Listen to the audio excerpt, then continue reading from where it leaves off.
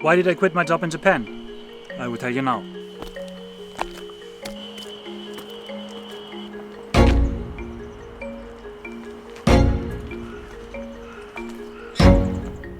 I am in Narayajuku, an old post town on the Nakasendo. I left the main road, took a small side street and found this small little shrine. And is there any better place to share why I quit my job in Japan?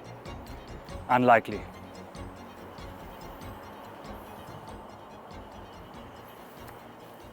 I think we need to start with my history in the company.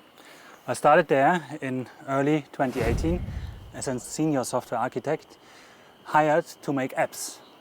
I did that for some time until then, in September of that same year, I became a dev lead.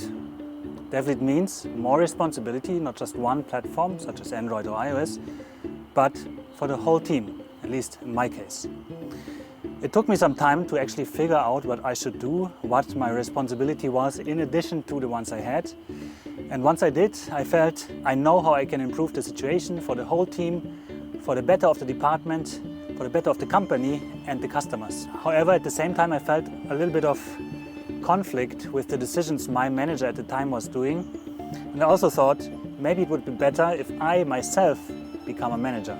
I told this to him, asked him if there was a possibility, and he actually was very glad that I asked, because soon after he told me that he would leave and recommended me for his position. And now let's sit down.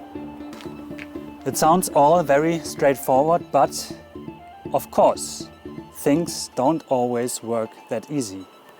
I was recommended by my manager for his position. However, his manager, the upper management, was not 100% on board. What then happened is I was something like a manager in training. That means I had to do essentially a manager's job, but didn't have the full manager's powers and also not the manager's pay.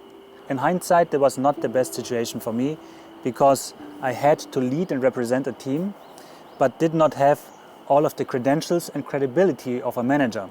Or at least I didn't act like it because of the situation. That's what I realized in hindsight. I didn't choose to become a manager just because I wanted to have power or a title saying manager, but because I thought genuinely that this was the best for the team. And after 6 months, I finally became a real manager with a manager's title, credentials and pay.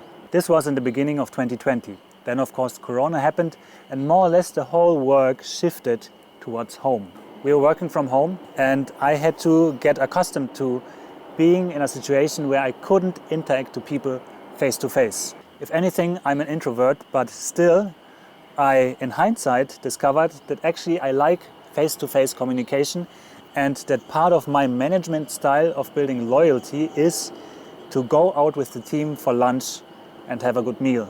And then over that, connect with them, food, conversations, and so on. This, of course, then was not part of it anymore, which didn't make my job easier, but still, of course, you have to work with what you have. I kept this position, manager, until I left the company, which was in the middle of last month, May 2022. Before we continue, what you should do now is take a look at this view.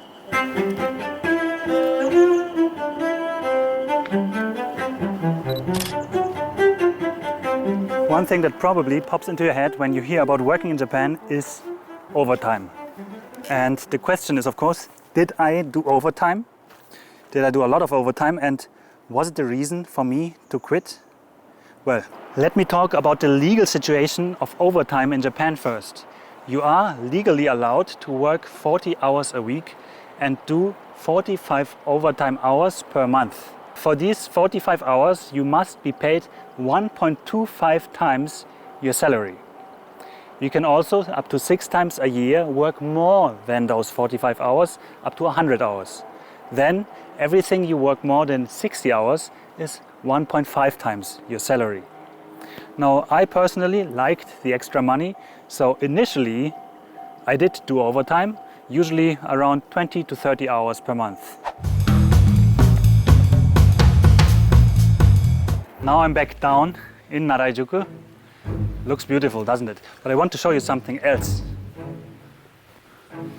Narayajuku was a post town on the way from Kyoto to Edo, today's Tokyo, and back. and as such was controlled by the shogun himself. And anything he had to declare was put on this postboard right here. But that's not actually what I want to show you. I want to show you this.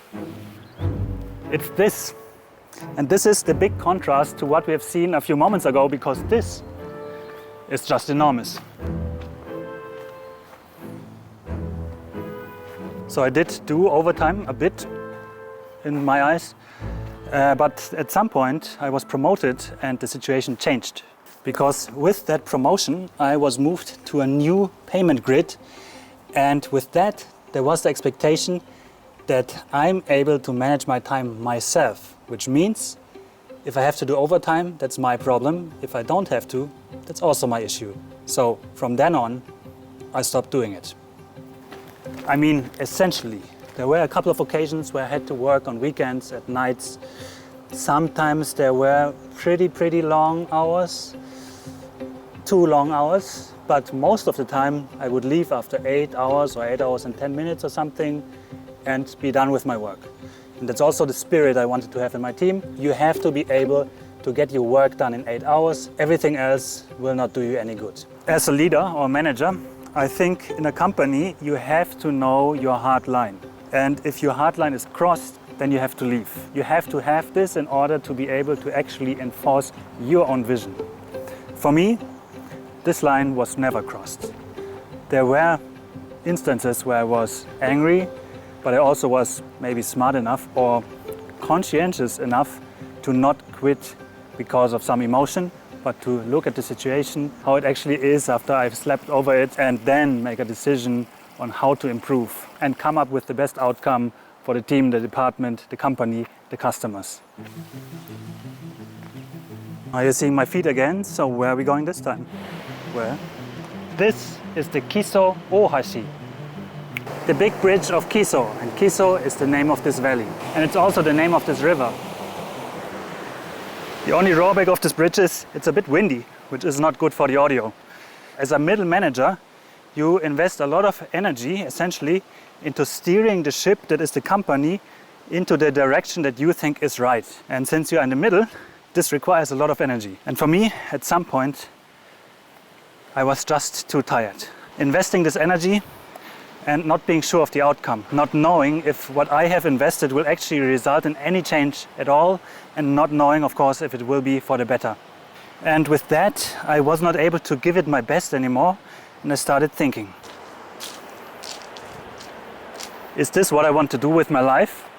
Does this align with my life goals? What are my life goals? Essentially, do I really want to spend all my energy working for a big company and then hoping that everything will go right? And the answer was clearly no. I don't want to do that anymore. I want to have a change. Now, also this decision, this change and quitting was not an impulse. It was not done quickly or from one day on the other. In fact, I decided more than 1 year before I left that I wanted to do that. I'm not a big fan of burning bridges, so I wanted everything to be in place before I leave. I wanted the team to be in a good position, I wanted my successor to be existing and in a good position, and so on. You can never nail this 100%, but I think given the situation, I did what I could. And well, then eventually, middle of February, it was time for me to quit. And about 3 weeks ago, to actually take on my new adventure and start my own company, Car.